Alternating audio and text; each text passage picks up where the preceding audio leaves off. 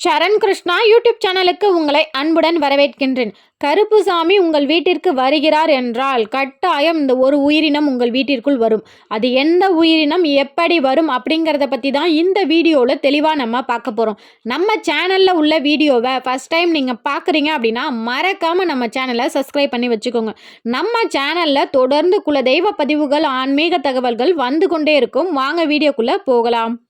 கருப்பசாமி அப்படின்னாலே பல பெயர்களில் ஒவ்வொரு ஊர்லேயும் பல கருப்புசாமிகள் இருக்காங்க. 18ஆம் படி கருப்புசாமி, நொண்டி கருப்புசாமி, சங்கிலி கருப்புசாமி, மாய கருப்புசாமி அப்படின்னு ஒவ்வொரு பெயர்களில் கருப்புசாமி பல வகையில் உண்டு. 108 கருப்புசாமிகளும் இருக்குது அப்படின்னு சொல்கிறாங்க. 21 வகையான கருப்புசாமி இருக்குது அப்படின்னு சொல்கிறாங்க.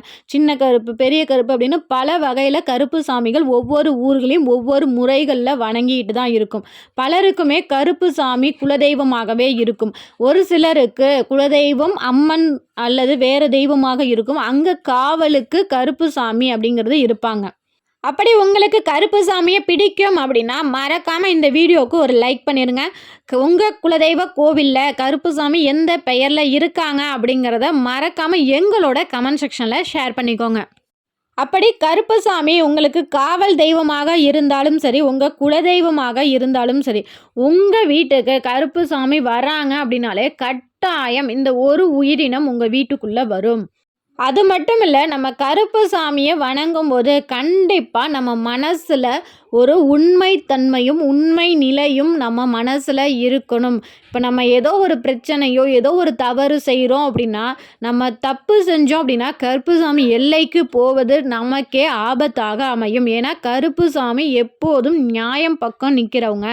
அதனால் எப்போதுமே கருப்பசாமியை நீங்கள் கும்பிட போகிறீங்க அப்படின்னாலே உங்கள் மனசில் ஒரு நியாயம் இருக்கணும், உங்கள் பக்கம்தான் உண்மை இருக்கணும். நீங்கள் எந்த ஒரு தவறும் செய்யக்கூடாது. அப்படியே நீங்கள் தவறு செஞ்சாலும் அதை கருப்பனிடம் ஒத்துக்கோங்க.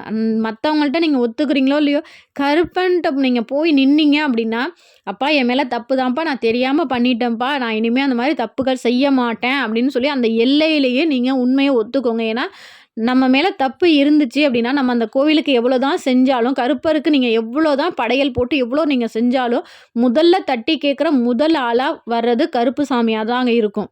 அது மட்டும் இல்லை, உங்களை யாராவது ஏமாற்றிட்டாலோ உங்களுக்கு யாராவது துரோகம் செஞ்சிட்டாலோ நீங்கள் கண்டிப்பாக அந்த கருப்பண்ண சுவாமி எல்லையில் போய் கருப்பருக்கு பிடிச்ச நீராகாரம் வச்சு, நீராகாரம் அப்படின்னாலே இளநீர், மோர், நிறை சொம்பு நீர் இதெல்லாம் முதல்ல வச்சு, அடுத்தவருக்கு பிடித்த சர்க்கரை பொங்கல், பொரி, பொட்டுக்கடலை, மாப்பழம் இது போன்ற முக்கணிகள் வைத்து, கொய்யாப்பழம் வைத்து இதெல்லாம் வைத்து நீங்கள் படையல் போட்டு, கருப்பண்ண சுவாமியே எனக்கு இந்த அநியாயம் நடந்திருக்கு, நீ தான்ப்பா எனக்கு பதிலாக நீ போய் கேட்கணும் அப்படின்னு சொல்லி மனமுருகி உங்கள் கருப்பரிடம் வேண்டும் போது கண்டிப்பாக கருப்பர் உங்களுக்காக வந்து கேட்பார். உங்களுக்கான நியாயம் கிடைக்கப்படும்.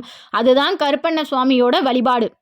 கருப்பண்ண சுவாமியை நாங்கள் வந்து குலதெய்வமாக வணங்குறோங்க. அவருக்கு ஏதாவது மந்திரம் இருக்கா அப்படின்னு கேட்டிங்கன்னா, எளிய மந்திரமாக எல்லா தெய்வங்களுக்குமே நீங்கள் சொல்லலாம். ஓம் கருப்பண்ண சுவாமியே நமக, இந்த ஒரு வார்த்தை போதும். இந்த வார்த்தையை நீங்கள் மனமுருகி தினமும் நீங்கள் உங்கள் கருப்பர் தாங்க எங்களுக்கு குலதெய்வம், வீட்டில் வந்து கருப்பர் படம் வைக்கிறதுக்கு கொஞ்சம் தயக்கமாக இருக்கின்றது அப்படிங்கிறவங்க கூட தினமும் காலையில் ஓம் கருப்பண்ண சுவாமியே நமக அப்படின்னு சொல்லி உங்கள் குலதெய்வத்திற்காக தனியாக மன்னகள் விளக்கு நீங்கள் ஏற்றும் போது உங்கள் கருப்பர் மனம் குளிர உங்களை வாழ்த்துவார். உங்கள் வீட்டுக்கும் விரும்பி வந்து வாசம் செய்வார். இது மற்ற தெய்வங்களுக்கும், உங்கள் குலதெய்வம் எதுவாக இருந்தாலும் சரி, ஓம் உங்கள் குலதெய்வம் பெயர் நமக அப்படின்னு நீங்கள் மனமுருகி சொன்னாலே போதும். கண்டிப்பாக அந்த தெய்வங்கள் உங்களுக்காக உங்கள் வீடு தேடி வரும்.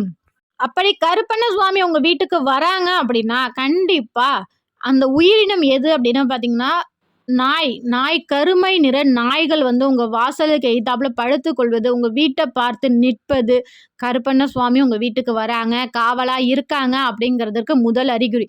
2வது அறிகுறி என்ன அப்படின்னு பார்த்தீங்கன்னா, தலைவாசல்ல கருமை நிற பல்லிகள். ஒரு சில வீடுகளில் பார்த்தீங்கன்னா சாம்பல் நிற கருமை நிற பல்லிகள்லாம் இருக்கும். அந்த கருமை நிற பல்லிகள் இருந்து அடிக்கடி உங்களுக்கு சவனம் காட்டி கொண்டே இருந்தது அப்படின்னா கருப்பண்ண சுவாமி உங்கள் வீட்டில் இருக்காங்க அப்படிங்கிறதையும் நீங்கள் தெரிஞ்சுக்கலாம்.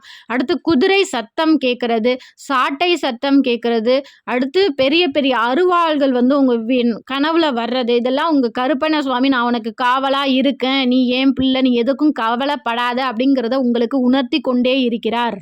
ஒரு சில வீடுகளில் பார்த்தீங்கன்னா குதிரைகளே வந்து வாசலில் வந்து நிற்கிறதா இருக்கட்டும், இல்லை குதிரைகள் கனவுல வந்து நிற்கிறதா இருக்கட்டும், இல்லை குதிரை சத்தம் திடீர்னு கேட்குறது, சுருட்டு வாசம் வர்றது, இதெல்லாம் உங்களுக்கு வந்துச்சு, உங்கள் வீட்டில் இருந்துச்சு அப்படின்னா உங்கள் கருப்பர் உங்கள் வீட்டில் இருக்காரு, உங்களுக்கு காவலாக உங்கள் தெய்வம் இருக்கின்றது அப்படிங்கிறத நீங்கள் தாராளமாக தெரிஞ்சுக்கலாம். கண்டிப்பாக இது போன்ற அறிகுறிகள்லாம் உங்கள் வீட்லேயும் தெரிஞ்சிச்சு அப்படின்னா மறக்காமல் எங்களோட கமெண்ட் செக்ஷனில் ஷேர் பண்ணிக்கோங்க.